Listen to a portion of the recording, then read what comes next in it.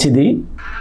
ప్రియమైన దేవుని సార్వత్రిక సంఘముగా యేసుక్రీస్తు ప్రభువారి యొక్క కలువరి శిలువలో కార్చిన రక్తధారలు, ఆయన చిందించిన విమోచన క్రయధనమైన ఆ రక్తము చేత, పాపము చేత, శాపము చేత, అపరాధముల చేత చచ్చిన వారం ఉన్నప్పుడు ఆయన రక్షించిన విధమును బట్టి సంగమగా చేర్చబడిన దేవుని పిల్లలైన మీ అందరికీ కూడా మన ప్రభువైన యేసుక్రీస్తు ప్రభువారి యొక్క విశిష్టమైన శ్రేష్టమైన నామమును బట్టి మరి ముందుగా దేవాతి దేవునికి దేవుడిచ్చిన ఈ గొప్ప అవకాశమును బట్టి కృతజ్ఞతాస్తుతులు చెల్లిస్తూ మరి కూడి వచ్చిన మీ అందరికీ కూడా దేవుని వాక్యాన్ని వినటానికి యూట్యూబ్ ఛానల్లో కానీ లేదా ఈ యొక్క రక్షణ మార్గం ఛానల్ ద్వారా కానీ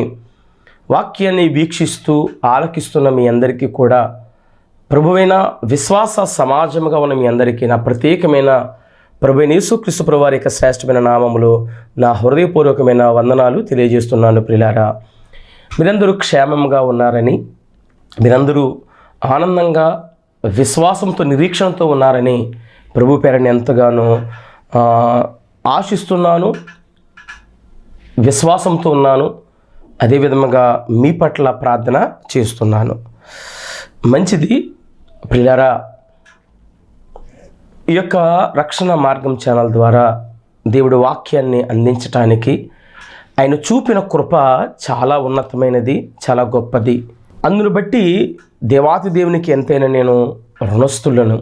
ఎప్పటికీ కూడా ప్రతి ఆదివారం రాత్రి 8:30 గంటలకు, ప్రతి గురువారం ఉదయం 9:30 గంటలకు రక్షణ మార్గంలో మీకు అందుబాటులో ఉంటుంది ఛానల్ ద్వారా. యూట్యూబ్ ఛానల్లో on God's duty M Santosh Paul అనే ఛానల్ ద్వారా మీకు వాక్యం అందుబాటులో ఉంటుంది.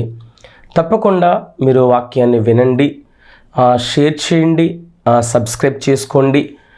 అనేకమైన పాఠాలు మీరు వింటున్నప్పుడు ఆత్మీయంగా మీకున్న సందేహాలన్నీ కూడా అవి తీర్చబడుతూ ఉంటాయి. ఇదిగో అలే మీకు ప్రార్థన అవసరతలు ఉన్నా, మరి మీకు ఏదన్నా సలహాలు సంప్రదింపులు ఏమన్నా ఈ స్క్రీన్ పైన నెంబర్ వస్తుంది, మీరు డైరెక్ట్గా ఫోన్ చేయండి, మాట్లాడతాను. ప్రేమ కలిగిన మాటల చేత ఒకరు ఆదరించుకుందాం, పురుగొలుపుకుందాం, ఒకరిని ఒకరు గొప్పవారిగా ఎంచుకుందాం దేవుని ప్రేమను బట్టి. రైట్. గడిచిన వారంలో గడిచిన భాగాలలో మనం చక్కని పాఠాన్ని మనం విన్నాం. దేవాతి దేవునికి సర్వోన్నత సంబంధమైన శిష్యులు ఎవరు, ఎలా ఉండాలి, ఎలా ప్రవర్తించాలి, ఏమవ్వాలి అన్న సంగతులు చాలా మనం ధ్యానం చేసాం. మరి ఈరోజు కూడా ఒక నూతనమైన పాఠాన్ని ధ్యానం చేయబోతున్నాం. జాగ్రత్తగా వినండి. వాక్యంలోకి వెళ్ళే ముందు ఒక చిన్న ప్రార్థన చేసుకొని మనము ప్రారంభించుకుందాం. దయచేసి తలలో వంచండి, కనులు మూయండి. మహాపరిశుద్ధుడివైన మా తండ్రి, మీ ఉన్నతమైన నామమునకు స్తోత్రాలు.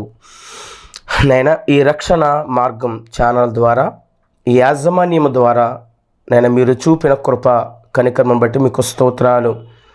నైనా విలువైన సంగతులు వినటానికి వచ్చిన నీ పిల్లలను దీవించండి. సమయోచితమైన నీ కృపను బిడ్డలకు అనుగ్రహించండి. మాకు జ్ఞానమునివ్వండి.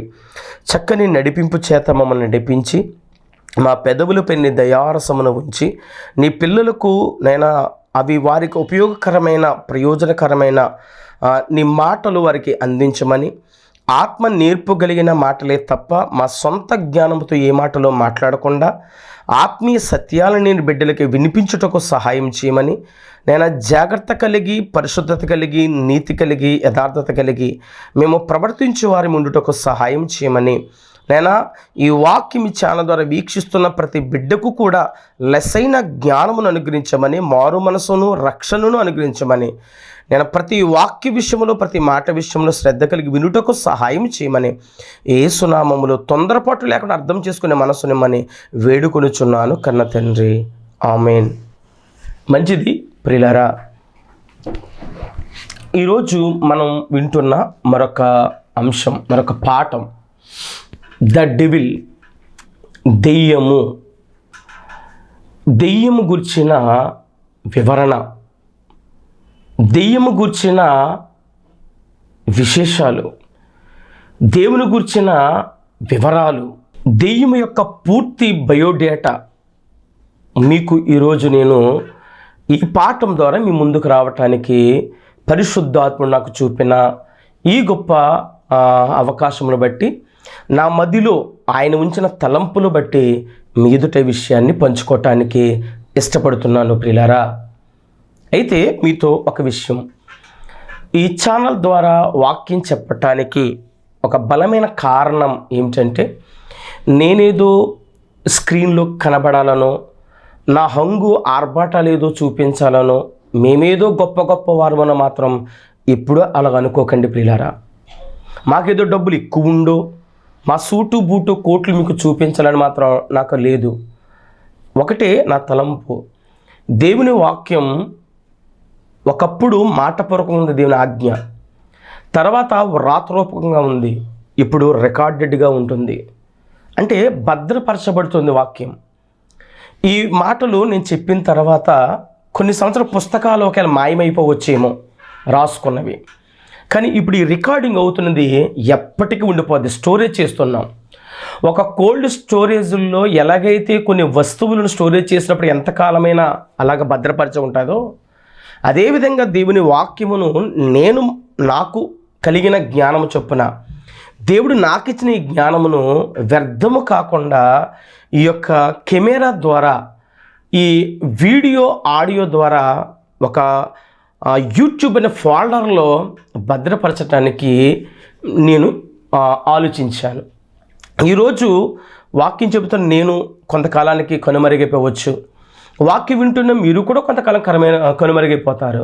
కానీ రాబో తరాలకి మనం ఏమి ఇస్తున్నాం మన ద్వారా అంటే, ఇది ఒక మెటీరియల్ ఇస్తున్నాను నేను అలా ఫీల్ అవుతున్నాను. ఈ వాక్యం ఎప్పుడైనా ఎవరైనా సరే అది ఓపెన్ చేసుకున్నప్పుడు తప్పకుండా వాళ్ళకి కొంత అవగాహన మేరకు ఈ విషయాలు వాళ్ళకి రికార్డెడ్గా ఉంటాయి. వారు ఆలోచించవచ్చు, వారికి తగిన జ్ఞానం చొప్పున, దేవుడిచ్చిన జ్ఞానం చొప్పున దీన్ని వారు పరిశోధన చేసి దీని ప్రకారం వారు కొన్ని విషయాలు నేర్చుకుంటారు. రాబో తరాలకి మేలుకరం, ఇప్పటి తరానికి ప్రయోజనకరంగా ఉండాలని ఈ యొక్క ఛానల్ ద్వారా మాట్లాడటానికి పూనుకున్నామే తప్ప మాకంటూ గొప్పల కోసమో తిప్పలు పడే పరిస్థితి మాత్రము మాకు వద్దు. దేవుడు హెచ్చాలి, మేము తగ్గాలి. క్రీస్తు ప్రభువు హెచ్చాలి, మేము చాలా డౌన్లో ఉండాలి. ఇదే ఆశ, నా ఆశ. చాలామంది సేవకులు అందరి కోసం నేను మాట్లాడాలి. కొందరు మాత్రం వారు ఇదే ఇంటెన్షన్తో పనిచేస్తారు. చాలామంది ఒకవేళ వాళ్ళు హంగు ఆర్భాటాలు చూపించుకోలేని ప్రయత్నం చేసినప్పటికీ కూడా దేవుని ప్రేమను బట్టి మాత్రం నేను కానీ ఒకవేళ నాలాంటి ఇంటెన్షన్ ఉన్నవారందరూ కానీ మీరందరినీ దయచేసి అపార్థం చేసుకోకూడదని, అందరికీ లేనిపోని తీర్పులు మీరు తీర్చకూడదని, మేమేదో గొప్పవారమని మేమేదో చూపించుకోలేని కాదు. ఈ మాటలు మాకు తెలిసిన ఈ మాటలు స్టోరేజ్ అవ్వాలి, భద్రపరచబడాలి. అనేకులకి ఎప్పుడు వాళ్ళు ఓపెన్ చేసినా వారు చదువుకోవటానికి అవకాశం ఉండాలని ఈ యొక్క ప్రారంభిస్తున్నాము ఈ విషయాన్ని. తర్వాత ఇంకో విషయం ఏంటంటే, ఒక పాఠాన్ని చెబుతున్నప్పుడు మీకు కొన్ని భాగాలుగా చెప్పవలసి వస్తుంది. ఎందుకు భాగాలుగా చెప్పవలసి వస్తుందంటే, తగిన ఇన్ఫర్మేషన్ మీకు ఇవ్వాలి. ఒకవేళ ఈ సమయంలో నేను పూర్తిగా ఇవ్వలేకపోవచ్చు. సమయం ఎందుకు, ఒక 27 నిమిషాలు. 27 నిమిషాల్లో నేను మొత్తం ఎక్కడ చెప్పలేము కదా. అసలే బైబులు సవిస్తారమైన జ్ఞాన గ్రంథం, అంతులేని జ్ఞాన గ్రంథం ఇది. సో ఇందులో ఏ సబ్జెక్ట్ మనం ఎత్తుకున్నా చాలా సుదీర్ఘమైన ప్రయాణం ఉంటుంది. కానీ దాన్ని కుదించి కొంచెం అవగాహన మేరకు వావరు ఇవ్వటానికి, అర్థమైంది కదా, ఒక ఉపోద్ఘాతంగా పరిచయంగా మీకు ఉంటుంది. దాన్ని బట్టి మీరు ఆలోచిస్తారని మీకు కొన్ని భాగాలుగా విభజించి చెప్పడం కారణం. వాక్యాన్ని ఎందుకు ఇలా విడగొడుతున్నాం ఒక భాగంగా అంటే, ఈ భాగంలో ఈ 4 మాటలు, ఈ భాగంలో ఈ 4 మాటలని ఎందుకు విభజిస్తున్నామంటే, అర్థమయ్యి సమయంని సద్వినియోగపరుచుకోవాలని చెప్పటమే తప్ప, ఆ ఆలోచన తప్ప ఈ భాగాలుగా విభజించటం మరొక వేరే మా సొంత జ్ఞానంతో విడగొడుతున్న మాత్రం దయచేసి అనుకోవద్దని ప్రభు పేరట మనవి చేస్తున్నాను. ఇది టైం మనకు 27 నిమిషాలు. అందులో ఇది చెప్పాలి, దీన్ని ఏం చేయాలి, కుదించాలి. ఆ కుదించి ఒక పరిచయంగా ఉంటుందని, ఒక ఓవర్వ్యూగా ఉంటుందండి, ఒక బోర్డర్గా ఉంటుందని చెప్పటమే తప్ప, ఇంకా ఆ యొక్క పాఠం లోపలికి వెళ్ళిపోతే చాలా రోజులు పట్టేది ఒక్కో సబ్జెక్ట్ అయ్యే సమయానికి. కాబట్టి ఎంతవరకు ఈ యొక్క సమయంలో ప్రయోజనం అంతవరకు చెబుతున్న సంగతి దయచేసి మీరు పెద్ద మనసు చేసుకుని గమనించాలని ప్రభు పేరట మీకు మరొకసారి మనవి చేస్తున్నాను. రైట్, ఈరోజు మనం వినబోతున్న పాఠం దెయ్యం, అపవాది అని బైబిల్లో ఉంది, సాతాను అని ఉంది, ఈ యుగ సంబంధమైన దేవత అంది, తర్వాత ఘట సర్పము, మహాఘట సర్పము అని రకరకాల పేర్ల చేత భ్రష్టాత్మ, దురాత్మ, దుష్టుడు, ఇలా అనేకమైన క్రీస్తు విరోధి అని చాలా విషయాలు ఈ యొక్క దెయ్యం గురించి మన ఈ పదాలన్నీ కూడా పరిశుద్ధ లేఖనాల్లో మనము చూస్తూ ఉంటాం ప్రియులారా. ఇప్పుడు ఆ దెయ్యం యొక్క పుట్టుక ఏంటి, ఆ దెయ్యం యొక్క పరిస్థితి, దాని యొక్క బ్రతుకేంటి, వారి యొక్క జీవించిన విధానం ఏంటి, తన పూర్తి విషయాలు ఈ యొక్క భాగములో అన్నీ చెప్పకపోయినా ఎంతవరకు సమయంలో అంతవరకు కొన్ని చెప్పి తర్వాత మరొక భాగంలో మరొక భాగంలో మరొక కొన్ని వివరించడానికి దేవుని కృప ద్వారా మేము ముందుకు రావాల్సి వచ్చింది. నేను చెబుతున్న సమాచారం నాకు తెలిసిన జ్ఞానంలో, అపోల్లో గారికి ఆయనకి తెలిసిన జ్ఞానంలో ఆయన చెప్పాడు, నాకు తెలిసిన నేను చెప్పాను, మీరు తెలుసుకున్నారు, మీకు తెలిసిన కానీ మీరు చెప్పండి, చెబుతూ నేర్చుకోండి. నేర్చుకున్నారు కొంత, చెప్పండి, వెరీ గుడ్. చెబుతూ ఉండగా నేర్చుకోండి, ఇంకా బాగా మీరు ట్రైన్ అవుతారు, ఇంకా బాగా మీరు దానికోసం ఆలోచించే అవకాశము ఉంటుంది. రైట్, విందాం. మొట్టమొదటిగా దేవుని వాక్యం వినే మన ఈ పరిస్థితుల్లో ఆలోచన చేస్తే, ఈ దెయ్యం గురించి మనం కొంచెం లోతుగా మనం వెళుతున్నప్పుడు, దెయ్యానికి గుడులు ఉన్నాయా అని అంటే వాడి పేరట ఏ గుడి లేదు. వాడి పేరట అపవాది గుడి అని ఉండదు ఎక్కడ కూడా. దెయ్యము పేరట ఏ గుడులు ఉండవు. కట్టించుకోడు. ఎందుకు కట్టించుకోడంటే వాడికి కట్టించుకునే అవసరం లేదు, కానీ అన్నీ కూడా వాడివే. వాడి పేరుని ఏది ఉండదు. రెండవది, వాడి గురించి బడులు ఉన్నాయా అంటే బడులు కూడా లేవు. వాడి గురించి బడులు ఏం చెప్తారు? చదువులు చెప్తారు. ఆ చదువులు లేవు, కానీ అన్ని చదువులు కూడా వాడి గురించే. చదువు అంతా వాడి గురించే. అంటే ఏంటి అర్థం? ఈ లోక సంబంధమైన విద్య బైబిల్లో ఉంది. ఈ లోక సంబంధ విద్య దెయ్యపు జ్ఞానము అన్నాడు పరిశుద్ధాత్మ చేత భక్తుడు. అంటే ఎందుకు ఆ మాట అన్నాడంటే, ఈ లోక చదువు నిన్ను చనిపోయిన తర్వాత బ్రతుకులోనికి పరలోక రాజ్యం తీసుకుని వెళ్ళలేదు. అంటే దేవుని దగ్గరికి తీసుకుని వెళ్ళలేదు. ఈ లోక చదువు, దేవుని చదువు ఒకటి ఉంది, మహోన్నతుని విద్య బైబిల్. ఆ విద్యను ఎరిగినతేనే దేవుని విద్యది పరలోకానికి చేరగలం మనం. ఈ దేవుని విద్య మనము నేర్చుకోకపోతే, దేవుని విద్యలో మనం రాణించకపోతే దేవుని దగ్గరికి చేరలేం. మరి ఎక్కడ దేవుని దగ్గరికి చేరకపోతే ఎక్కడ చేరుతాం? దెయ్యం దగ్గరికి చేరుస్తాం. దెయ్యం ఎక్కడుంటే అక్కడికి వెళ్ళిపోతాం. వాడెక్కడుంటాడు? మహా అగాధంలో, నిత్య అగ్నిగుండంలో ఉంటాడు. అక్కడికే వెళ్ళిపోతాం. కాబట్టి దెయ్యానికి కానీ గుడులే, దెయ్యం పేరట బడులు లేవు, కానీ అన్నీ కూడా వాడినే అభ్యసిస్తున్నారు. వాడినే అందరూ కూడా ఫాలో అవుతున్నారు, వెంబడిస్తున్నారు. చాలా అనేకమైన చర్చిల్లో వాడి గురించి బోధ. వాడి గురించి అంటే వాడి బోధ అంటే అర్థం ఏంటి? అబద్ధ బోధ, క్రీస్తుకి వ్యతిరేకమైన బోధ, యేసుక్రీస్తు ప్రభువు చెప్పిన మాటలకు వ్యతిరేకము, ఆయన మార్గాలకి వ్యతిరేకము, మార్గము తప్పి నడిపిస్తున్నారు. అనేకులు వాడిని అభ్యసిస్తున్నారు, అనేకులు వాడిని వెంబడిస్తున్నారు. అనేకమైన కూడా వాడి పేరటే ఉన్నాయి. ఏ పేరు వాడు కనపడదు పైకి, కానీ అన్నీ జరిగేది కూడా వాడి హ్యాండవల్లోనే జరుగుతాయి. వాడికి ఏమీ లేదు ఈ ప్రపంచంలో, భూమి మీద, కానీ అన్నీ వాడివే.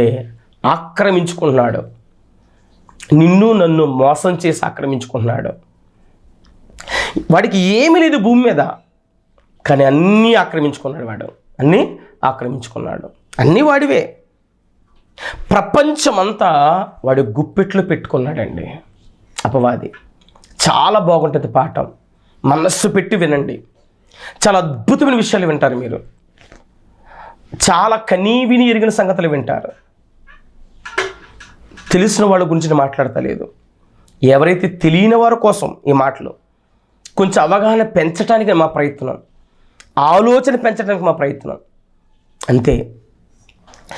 మాకు తెలిసిన ఈ మాటలు వ్యర్థం కాకూడదని దేవుని బ్రతిమలాడి ఈ అవకాశం కోసం వాక్యం భద్రపరచబడాలని తపన, ఆలోచన. అదే మా ఆలోచన. ఈ ప్రపంచమంతా కూడా వాడి గుప్పిట్లో ఉంది. నేను అనడం మీద మాట, దేవుడే చెప్పాడు. యోహాను గారు తన పత్రిక రాస్తూ, యోహాను మొదటి పత్రిక 5వ అధ్యాయము. యోహాను గారు మనకు తెలుసు. 1 బాప్తిసం ఇచ్చి యోహాను గారు, 2 యేసుక్రీస్తు ప్రభువారి యొక్క ప్రియ శిష్యుడు. ఈ పత్రికలు 3 పత్రికలు రాసింది శిష్యుడైన యోహాను గారు. ప్రకటన గ్రంథం రాసింది శిష్యుడైన యోహాను గారు. సువార్త రాసింది శిష్యుడైన యోహాను గారే. బాప్తిసం ఇచ్చి యోహాను గారు ఏ పుస్తకమో రాయలేదు. ఈ మాత్రం గుర్తుపెట్టుకోండి. వాడికి ఏమీ లేవు, కానీ అన్నీ వాడివే. ఈ ప్రపంచంలో అంత వాడు గుప్పిట్లో పెట్టుకున్నాడు. అందుకు ఒక ఆధారం బైబిల్లో చూస్తున్నాం. యోహాను మొదటి పత్రిక 5వ అధ్యాయము 19వ వచనం. మనమైతే దేవుణ్ణి ఎరిగి వాక్యం నేర్చుకుని క్రీస్తు రక్తంలో కడగబడిన మారుమనసు పొంది దేవుని యొక్క మనకి ఏర్పాటు చేసిన మార్గంలో ప్రయాణంలో, పరలోక ప్రయాణంలో సాగుతున్న మనమైతే దేవుని సంబంధులమనియు లోకమంతయు కూడా దుష్టుని యందున్నదనియు ఎరుగుదుము. దుష్టుని యందున్నదనియు అని పైన ఒకటి ఉంది, కిందేముంది? దుష్టుని యందు పడి ఉన్నది. వాడి ఆలోచనలే, వాడి తలంపులే, వాడి యొక్క మనస్తత్వమే, వాడి యొక్క వైఖరే ఈరోజు సమాజంలో వేళ్ళూనికిపోయింది. వాడికి ఏమీ లేదు ఈ ప్రపంచంలో, కానీ అన్నీ వాడివే, అన్నీ వాడివే. ఎక్కడ అన్నాడంటే వాడి పాదాల దగ్గర పడి ఉన్నారంట. లోకమంతా అంటే లోకములో ప్రతి ఒక్కరికి కూడా వాడు 3 బాణాలు వేశాడండి. 1 శరీరాశను చూపించాడండి, 2 నేత్రాశను చూపించాడండి, 3 జీవపడమ్మను చూపించాడు. ఈ 3 వాడు ప్రయోగాల ద్వారా ప్రతి మనిషిని వాడు ఏం చేశాడంటే హస్తగతం చేసుకొని వాడు గుప్పెట్లో పెట్టుకుని వాడు పాదాల దగ్గర పెట్టుకున్నాడు.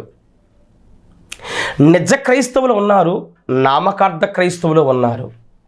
నిజ క్రైస్తవుడికి ఇవన్నీ తెలిసి జాగ్రత్త పడుతున్నాడు, నామకార్థ క్రైస్తవుడికి తెలియక మోసపడుతున్నాడు. ఇప్పుడు నేను చెబుతుంది ఈ నామకార్థ క్రైస్తవం నుంచి నిజ క్రైస్తవులకు రావాలనే మా ఆలోచన. కాబట్టి వీడి గురించి తప్పకుండా మనకి తెలియాలి. వీడి గురించి తెలియకపోతే నష్టపోతాం. బైబిల్లో ఒక 10 విషయాలు ఉన్నాయి మనకి తెలియవలసిన ఇంపార్టెంట్ విషయాలు. 10 ఆజ్ఞలే కాదనడం లేదు, 10 విషయాలు ఉన్నాయి. ఆ 10 ఆజ్ఞల్లో ఇమిడి ఉన్నాయి. ఏంటి అంటే 1 దేవుని గురించి తెలియాలి, మనకి తండ్రి గురించి. 2 యేసుక్రీస్తు ప్రభువారి గురించి తెలియాలి. 3 పరిశుద్ధాత్మ గురించి తెలియాలి. 4 దేవదూతల కోసం తెలియాలి. 5 ఈ దెయ్యం అపవాది కోసం తెలియాలి. 6 పరలోకం కోసం తెలియాలి. 7 పాతాళం కోసం తెలియాలి. 8 ఇదిగో భూలోకం కోసం తెలియాలి. 9 మనిషి కోసం తెలియాలి. మనిషి కోసం, మనిషిలో 2 మరలా, 1 శరీరం కోసం తెలియాలి, 2 ఆత్మ కోసము తెలియాలి. మొత్తం ఈ 10 విషయాలు బైబిల్ నిండా ఉన్నాయి. ఈ 10 సంగతులు, ఈ 10 సంగతులు తెలుసుకోవాలి. ఈ 10 సంగతులు తెలిస్తేనే పరలోక రాజ్యానికి చేరగలం. లేకపోతే దేవుని చెంతకు మనం వెళ్ళలేం, చేరలేం. కాబట్టి అపవాది చెంత ఈ లోకమంతా పడుందంట. వాక్యం వింటున్న మీలో ఒకవేళ నామకార్థమైన క్రైస్తవులు ఉన్నారేమో. మేము నామకార్థ క్రైస్తవం మాకెలా తెలుస్తుందంటే వాక్యం ద్వారా పరిశీలన చేసుకోవాలి. అంటే పరిశుద్ధ గ్రంథం ద్వారా నేను ఎలాగున్నానో మనకు అర్థమవుతుంది, మనకు తెలుస్తుంది. పరిశుద్ధాత్ముడు బాప్తిసం పొందలేని వారితో బయటుండి ఒప్పిస్తాడు. పక్క నుండి ఒప్పిస్తాడు. అదే బాప్తీసు పొందిన వారిలో లోపలికొచ్చి ఒప్పిస్తాడు. ఏది తప్పో ఏది ఒప్పో చెప్తా ఉంటాడు లోపల నుండి. బయట ఉండి ఏది తప్పు ఏది ఒప్పో చెప్తాడు. నువ్వు దేవుని సంకల్పంలో ఉన్నవాడవైతే, అందరూ సంకల్పంలో ఉన్నారు, కానీ ఎవరైతే ఆయన సంకల్పం చొప్పున నడవగలిగి బ్రతుకుతారో వారి గురించి భవిష్యత్తు ఎరిగినవాడు దేవుడు. అలాంటి వారిని ఆయన చేర్చుకోవాలని ఇష్టపడుతూ ఉంటాడు. వారిని ఒప్పిస్తూ ఉంటాడు. అపవాది నొప్పిస్తూ ఉంటాడు, తొక్కేస్తూ ఉంటాడు. ఈయన లేపుదామనుకుంటాడు, వాడు తొక్కుతూ ఉంటాడు. అది గమనించాలి. ఆ గొర్రెకు ఆ టాలెంట్ ఉండాలి. ప్రతి విశ్వాస జీవితానికి కాపరి స్వరం ఏదో తెలియాలి, అన్యుడి స్వరం తెలియాలి గొర్రెకు. అలాగే ఒక విశ్వాసకి ఏది అబద్ధబోధో తెలియాలి, ఏది నిజబోధో తెలియాలి, సత్యమేదో తెలియాలి. ఎలా తెలుస్తుంది? వాక్యాన్ని పరిశీలన చేయటం వల్ల, వాక్యాన్ని ఆధారం చేసుకోవటం వల్ల. బైబిల్లో ఒక ప్రారంభం ఉంది, బైబిల్లో ఒక కొనసాగింపు ఉంది, బైబిల్లో ఒక ముగింపు ఉంది. ప్రారంభంలో ఒకటి చెప్తున్నాడు, కొనసాగింపులో మరొక విధంగా చెప్తున్నాడు, ముగింపులో ఒక రకంగా చెబుతున్నాడు. అంటే అర్థం ఏంటంటే మార్చటం లేదు, ఇంకా దాన్ని క్లోజ్ చేస్తూ వస్తున్నాడు. ఒక విషయాన్ని ప్రారంభించాడు, దాని తర్వాత కొనసాగింపులో కొంత టైట్ చేస్తున్నాడు ఆజ్ఞను, ముగింపులో మొత్తం క్లోజ్ చేశాడు, టైట్ చేశాడు. ఇక ప్రారంభంలో ఏముందో ముగింపులో అదే ఉంటుంది, కానీ ఆలోచించే సరళి మారుతూ ఉంటుంది అనమాట. ఉదాహరణకు పాత నిబంధనలో వ్యభిచారం చేస్తే తప్పు, దొంగతనం చేస్తే తప్పు, బూతులు తిడితే తప్పు, కానీ కొత్త నిబంధనకు వచ్చిన తర్వాత ఆడాలి అనుకుంటే తప్పు పాపం చేసినట్టే, ఆలోచన పుడితే తప్పు చేసినట్టే, కంటితో చూస్తేనే తప్పు చేసినట్టు కొత్త నిబంధన. అలాగే టైట్ చేసుకుంటూ వచ్చాడనమాట. అది మనం వాక్యాన్ని ఆలోచించే విధానం. అంతే తప్ప అక్కడ ఏదో అలా ఉంది కదా ప్రతి చోట దాన్ని తీసుకోకూడదు. దాన్ని అలా చెప్పాడు కదా, కొనసాగింపులు ఎలా చెప్పాడు, ముగింపులు ఎలాగా చెప్పారు అనే విషయం మనం ఆలోచన చేయాలి. అలా మన ప్రయాణాన్ని కొనసాగించాలి. అయితే ఇప్పుడు నామకార్థ క్రైస్తవులకు తప్పకుండా తెలియదు, వాడి గురించి తప్పకుండా తెలుసుకోవాలి. కాబట్టి వీడి గురించి తెలియాలంటే వీడి సీక్రెట్లు ఏంటి, వీడి రహస్యాలు ఏంటి, వీడి గూఢార్థమైన సంగతులు ఏంటో తప్పకుండా మనము ఎరగాలి. వీడికి కూడా సీక్రెట్స్ ఉన్నాయా, వీడికి కూడా రహస్యాలు ఉన్నాయా? తప్పకుండా ఉన్నాయండి. చూద్దాం. ప్రకటన గ్రంథము, ఇది యోహాను గారు చెప్తాడండి వీడి కోసం ఎక్కువ విషయాలు. ప్రకటన గ్రంథము 2వ అధ్యాయము 24వ వచనం. అయితే తుయతైరులో కడమవారైన మీతో అనగా ఈ బోధను అంగీకరింపక, ఏ బోధను? యోహాను గారు చెప్పిన బోధను అంగీకరింపక ఒక సంఘం సాతాను యొక్క గూఢమైన సంగతులను ఎరుగమని చెప్పుకున్న వారందరితో నేను చెప్పుచున్నది ఏమనగా, మేము సాతాను యొక్క గూఢమైన సంగతి మేము ఎరుగము అనుకుంటున్నారు. వాడికి సీక్రెట్లు ఉన్నాయి. పైన 4 ఉంది సంగతులని, కిందేముంది? కింద 4 ఫుట్ నోట్లో సాతాను యొక్క లోతైన వాటిని అని ఉంది. అంటే గూఢమైన సంగతులు అంటే రహస్యమైన సంగతులు, లోతైన సంగతులు, మర్మాలు దేవునికే ఉన్నాయనుకుంటున్నాం మనం, కానీ వాడికి కూడా మర్మాలు ఉన్నాయి. వాడి గురించి కూడా తెలుసుకోవాలి. దేవుని గురించి తెలుసుకోవటం ఎంత ఇంపార్టెంటో వాడి గురించి కూడా తప్పకుండా తెలుసుకోవాలి. అపవాది కోసం నీ శత్రువు యొక్క బలహీనత నీకు తెలియకపోతే యుద్ధములో మనం గెలవలేం, ఓడిపోతాం. అందుకే మోషే గారైనా, యెహోషువ గారైనా, దావీదు గారైనా ఒక శత్రు యొక్క సామ్రాజ్యం యొక్క బలహీనత తెలుసుకోవటానికి, ఆ రాజ్యాన్ని జయించడానికి వేగుల వారిని పంపిస్తూ ఉండేవారు. అలాగే ప్రియులారా, మనము కూడా మన శత్రువు వాడి శత్రువు ఎలాగయ్యాడు చెప్తానులే, కానీ వాడి శత్రువుని మనం తప్పకుండా వాడి బలహీనత తెలుసుకోవాలి. మనం అవే గూఢమైన రహస్యాలు, లోతైన సంగతులు. ఎవరు ఎరగాలి? దేవుణ్ణి ఎరిగిన ప్రతి ఒక్కరూ ఎరగాలి. దేవుని ఎరగని వారు ఎరగాలి, దేవుని ఎరిగిన వారు ఎరగాలి, దేవుని ఎరగని వారు ఎరగాలి. ఎరిగితేనే బాగుపడతాం.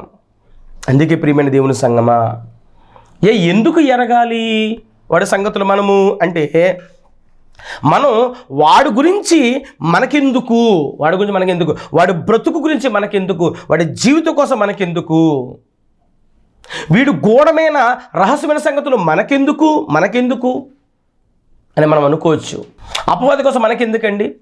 మరి వాడు నీకు శత్రువు కోసం నీకు తెలియాలి. అవునా? ఎవరు చెప్పారు మనకు శత్రువు అని? నేను చెప్పలేదండి, బైబిల్ చెప్తుంది. దేవుడే తన భక్తుల చేత వ్రాయించాడండి. పేతురు గారు రాసిన మొదటి పత్రిక 5వ అధ్యాయము 8వ వచనం, నిబ్బరమైన బుద్ధి గలవారే మెలకువగా ఉండండి అన్నాడండి. నిబ్బరమైన బుద్ధి కలిగి మెలకువగా ఉండాలంట. అంటే నిబ్బరమైన బుద్ధి ఉండదా? ఉండనివ్వడవాడు. స్టెబిలిటీ నీకు ఉండనివ్వడవాడు. అందుకే అన్నాడు, మీరు నిబ్బరమైన బుద్ధి కలిగి ఉండి మెలకువగా ఉండండి. మెలకువ అంటే కళ్ళు తెరిచి చూడటం కాదు, జ్ఞానము ఎరిగి ప్రవర్తించండి, బుద్ధి ఎరిగి నడవండి, సమస్తము తెలుసుకుని బ్రతకండి. అది మెలకువగా ఉండటం అని అర్థం. బీ అలర్ట్ అని అర్థం. సిద్ధపడి ఉండాలని మెలకువగా ఉండటం అని అర్థం. నువ్వు సిద్ధపడి ఉండాలంటే వాడి గురించి నీకు తెలియాలి. ఎందుకంటే ఒక సైనికుడిగా ఒక యుద్ధ సన్నద్ధానికి ఎలాగ సిద్ధపడుతున్నాడో మనం కూడా సిద్ధపడి బ్రతకాలి. వాడి ఇటంట గూఢమైన సంగతులు ఉన్నాయి, అవి నువ్వు తెలుసుకోవాలంటే నిబ్బరమైన బుద్ధి ఉండాలంట. మెలకువగా ఉండండి. మీ విరోధి అయిన అపవాది గర్జించు సింహం వలె ఎవరిని మింగుదునని వెతుకుచు తిరుగుచున్నాడు. ఎవరిని మింగేద్దామని చూస్తున్నాడంట. ఎవరు? అపవాది. ఎవరిని మింగేద్దాం, మీ విరోధంట. ఎవరిని మింగుదో చూస్తున్నాడు. ఎవరి విరోధంట? అపవాది మన విరోధంట. నిబ్బరమైన బుద్ధి గల వారి మెలకువగా ఉండండి. మీ విరోధి అయిన అపవాది సాతాను మన విరోధంట. పేతురుగా చెప్పాడు. వాడు ఎలా విరోధి అయ్యాడో, ఎందుకు అయ్యాడో వచ్చే భాగంలో విందాం. ప్రార్థన చేసుకుందాం. తలల వంచండి. పరిశుద్ధుడైన తండ్రి, స్తోత్రాలు. శ్రేష్టమైన మాటలు వింటున్నామయ్యా. బలపరచండి. నీ పిల్లలు ఈ వాక్యం వినకుండా ఆటంకపరుస్తాడు వాడు. ఆటంకపరచకుండా నీవే కాపుదల నుంచి వాడు నిగూఢమైన అసలు బిడ్డలు ఎరుగుటకు సహాయం చేయండి. ప్రేమతో నింపండి, బలపరచండి. లెస్సైన జ్ఞాన సమృద్ధినిచ్చి ప్రేమతో నింపమని, ఆత్మీయ నేత్రాలు వెలిగించి దగ్గరగా దేవుని చెంతకు చేరడానికి సహాయం చేయమని క్రీస్తునామములో అడుగుచున్నాను తండ్రి. ఆమేన్. మన తండ్రి అయిన దేవుని ప్రేమ, కుమారుడైన యేసుక్రీస్తు కృప, పరిశుద్ధాత్మిక అన్యోన్య సహవాసం, సమాధానం ఇప్పుడు ఎల్లప్పుడు సదాకాలం సకల పరిశుద్ధుడుకును మనకును తోడుగును గాక. ఆమేన్. అందరికీ వందనాలు పిల్లరా. సమాధానం ఉండండి. దేవుడు దీవించును గాక.